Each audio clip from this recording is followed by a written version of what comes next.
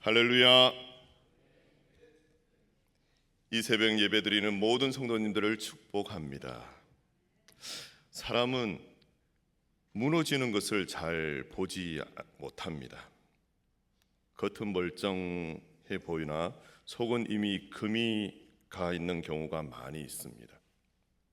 가정도 그렇고 교회도 그렇고 나라와 신앙도 그렇습니다. 북이스라엘은 경제적으로는 번영했습니다. 그러나 영적으로 이미 무너지고 있었습니다. 그때 하나님께서 한 사람을 부르십니다. 그 사람이 바로 아모스입니다. 그는 들판의 목자였고 뽕나무를 재배하던 평범한 사람이었습니다. 그러나 하나님은 그 평범한 사람을 통해 무너져 가고 있는 북이스라엘을 향해 말씀하셨습니다. 아모스 7장은 세 가지 환상과 한 번의 충돌을 보여주고 있는데요. 메뚜기, 불, 다림줄 환상, 그리고 아모스와 아마샤의 충돌입니다.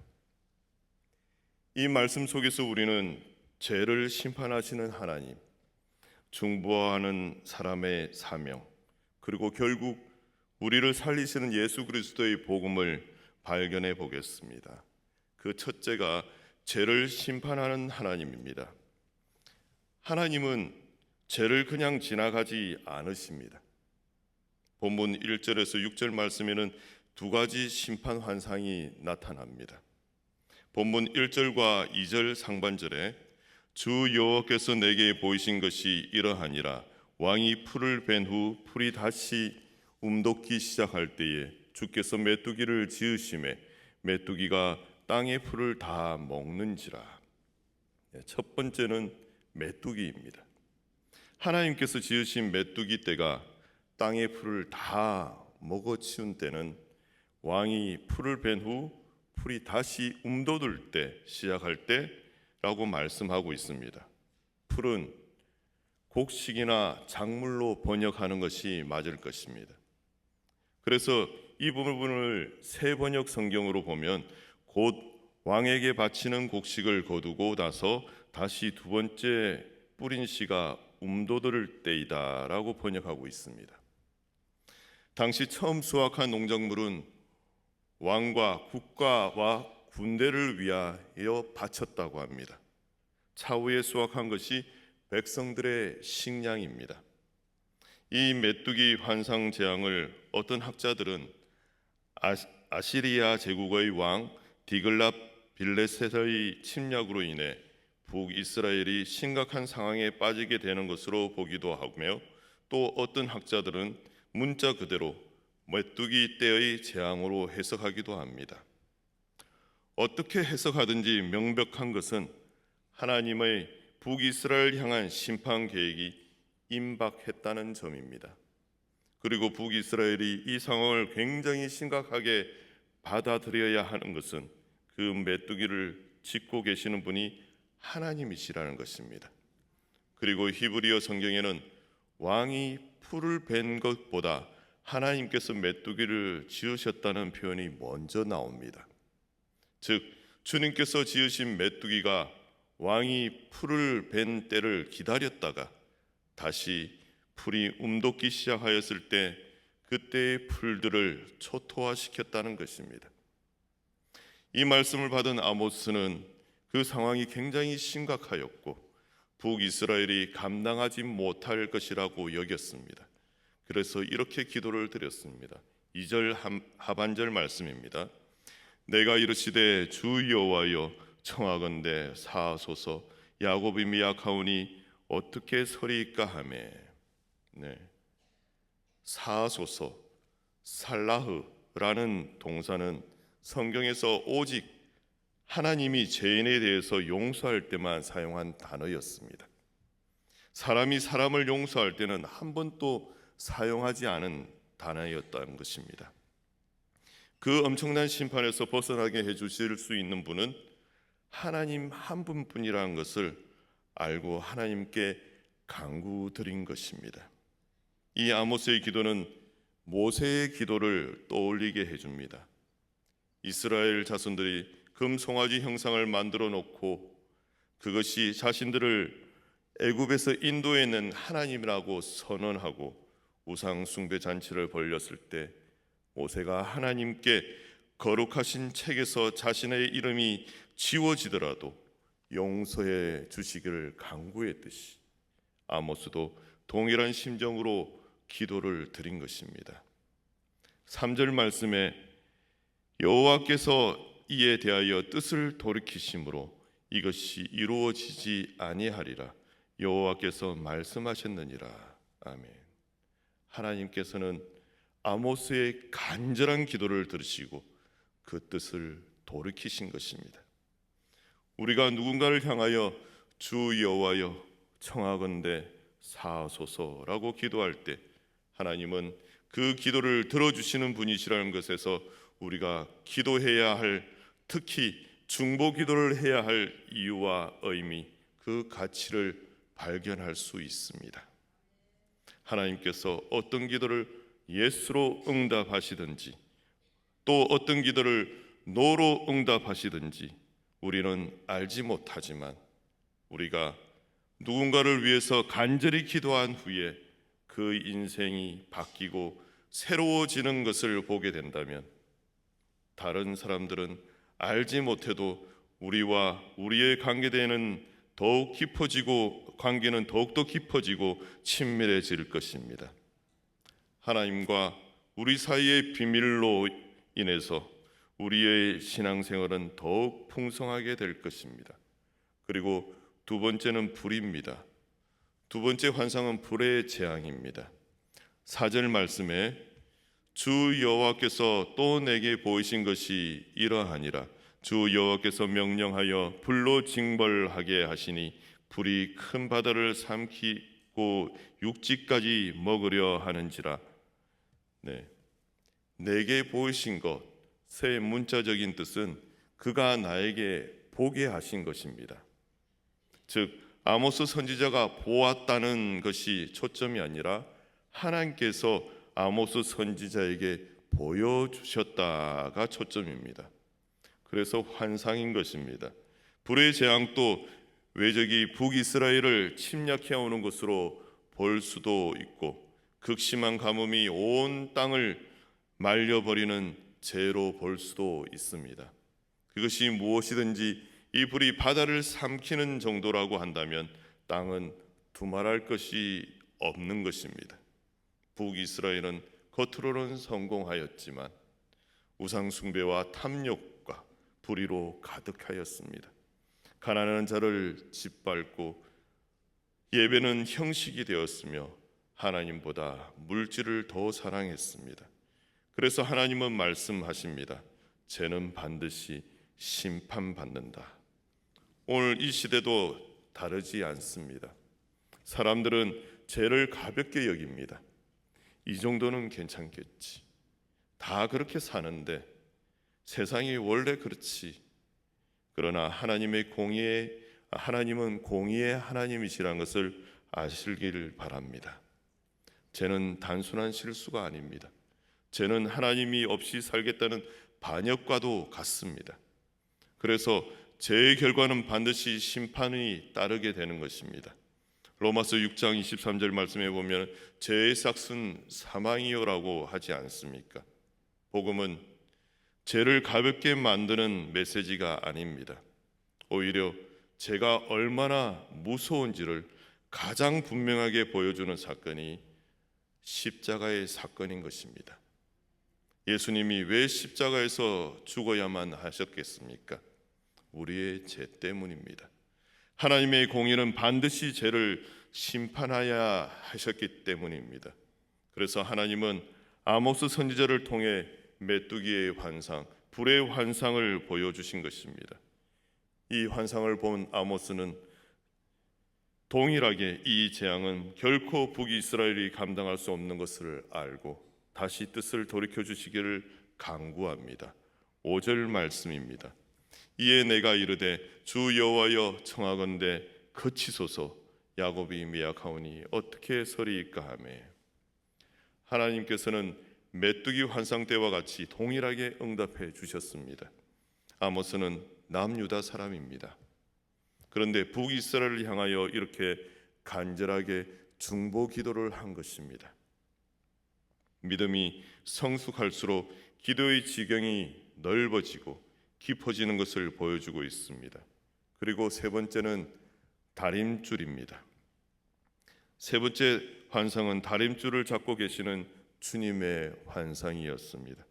다림줄은 건물의 수평과 수직을 재는 줄입니다.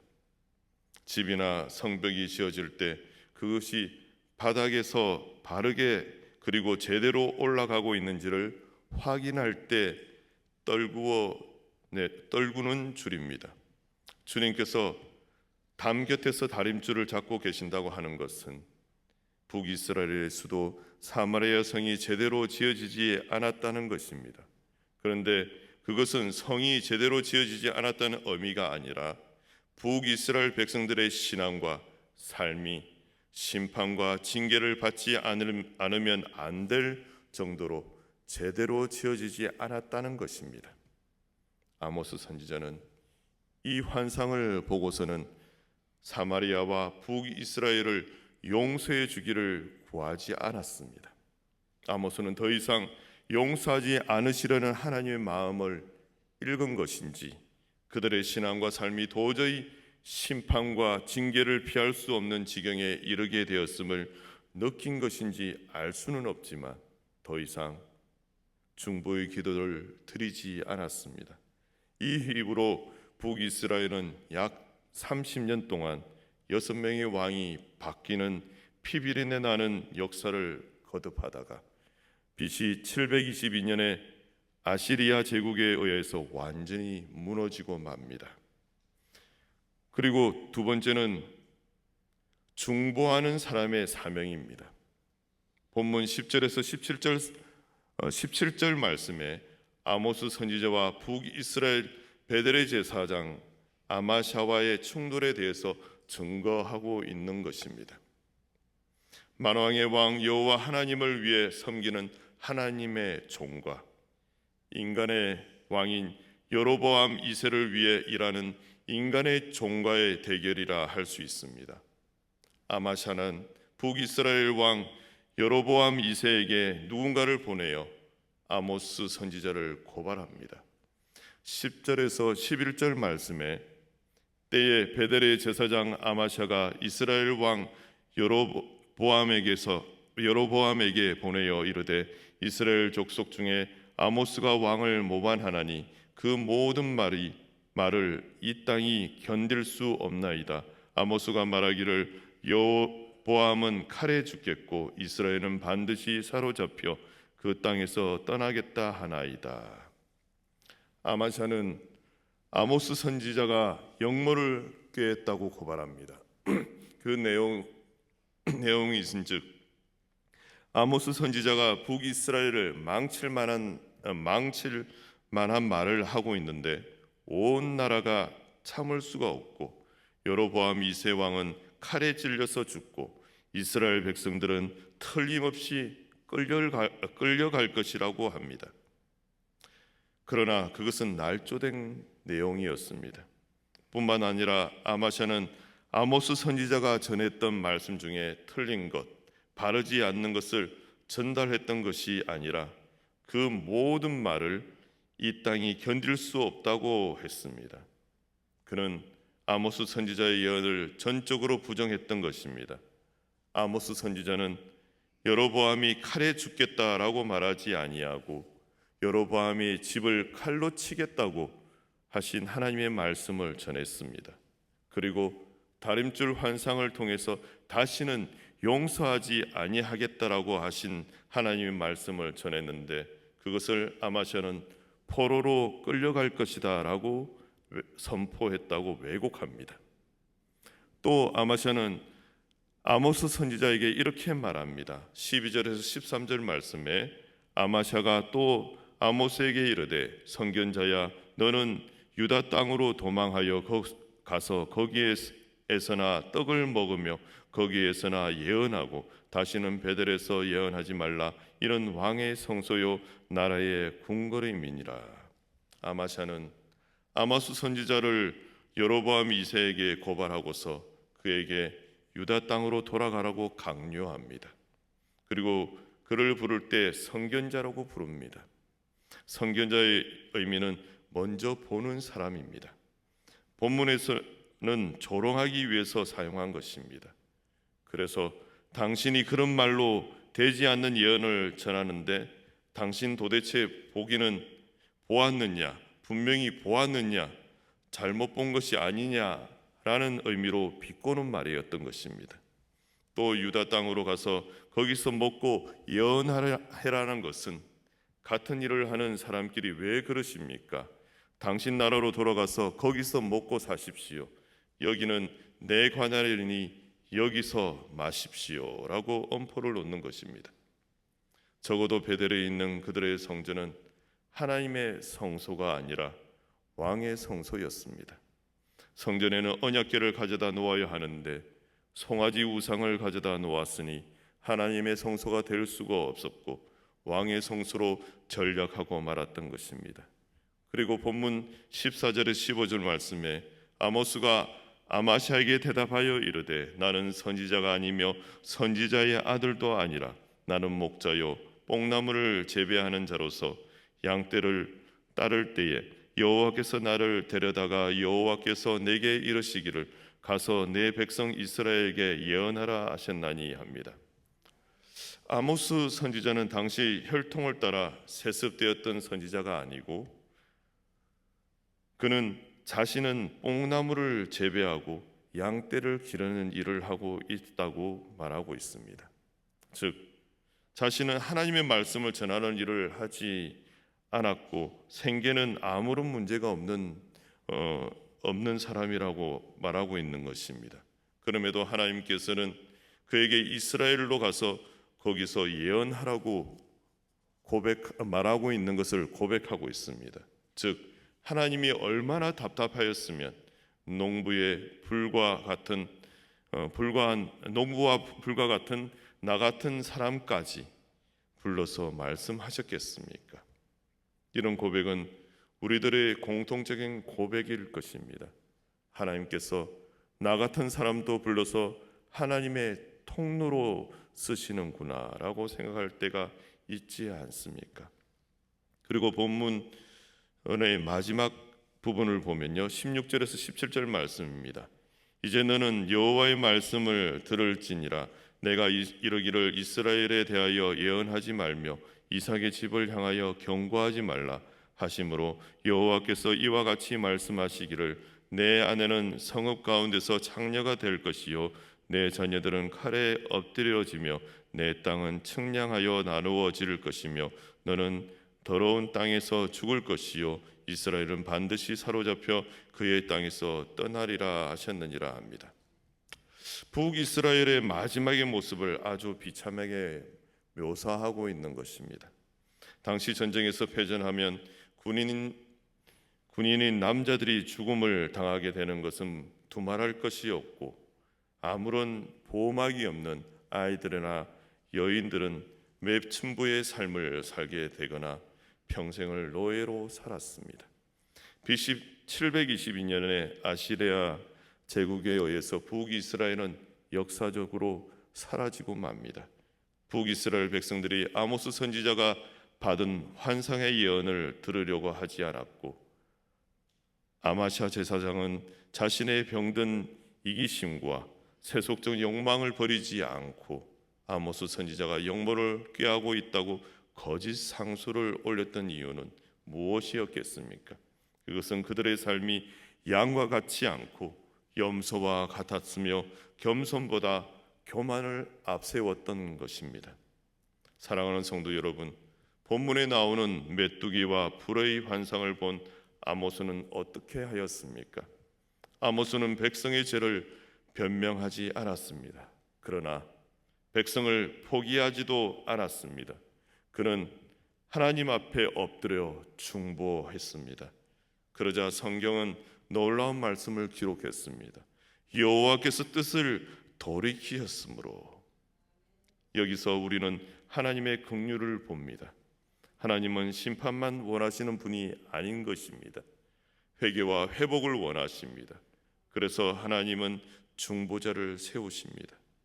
구약에서는 아모스와 같은 선지자가 있었고 오늘 우리에게 완전한 중보자 되시는 예수 그리스도가 계십니다.